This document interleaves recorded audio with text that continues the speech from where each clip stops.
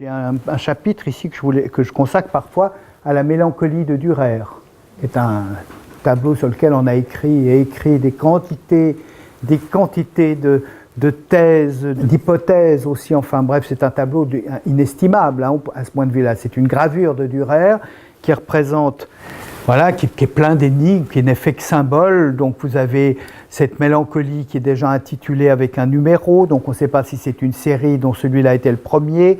Regardez tous les symboles qui sont derrière. Vous avez une échelle, vous avez ce bloc très énigmatique qui correspond à une architecture. Alors là, sur ce bloc, il y a énormément de choses qui ont été dites. Et puis, il y a un ange énigmatique, on ne sait pas si c'est un autoportrait déguisé.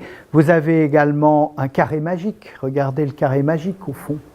C'est un carré magique qui donne toujours le même nombre, quelle que soit la manière dont on additionne les chiffres. C'est d'ailleurs, on l'appelle le carré magique de Dürer, qui est un des célèbres carrés magiques de l'histoire de l'humanité. Voilà.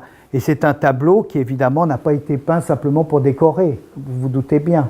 Tout ça a des symboliques très profondes, etc. Donc cette manière de résumer, c'est ça que je voulais vous dire, de résumer tous ces aspects, ces métaphysiques, ces recherches, c'est la même chose que le musicien qui doit arriver à faire contenir tous ces messages dans un espace relativement limité.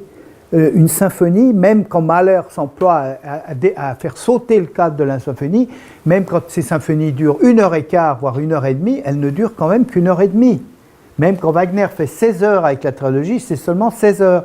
Donc ça veut dire que, quels que soient les outils à disposition, on est quand même limité par le temps. Donc il faut faire passer beaucoup d'informations dans ce genre de choses, et c'est évidemment extrêmement important.